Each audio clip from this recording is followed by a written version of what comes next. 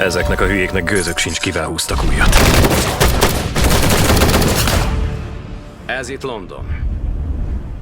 De 70 évvel később a maga jelenéhez képest. Egy perifériában van jelen. Teleprezensen. Úgy irányítja, mint a saját testét. Kezdhetné azzal, hogy miért is akarnak annyian megölni engem és a családomat. Megmutatom.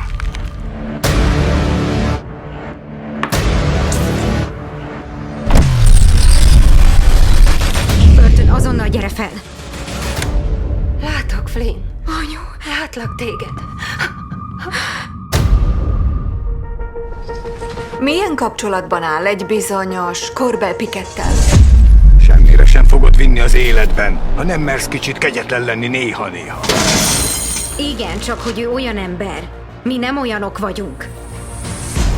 Van egyszerűbb módja is annak, hogy megöljünk egy lányt. Alita hagyott egy nyomot a hollétét illetően. Rajong a rejtvényekért. Wilf, ez az én házam. Megérkeztem.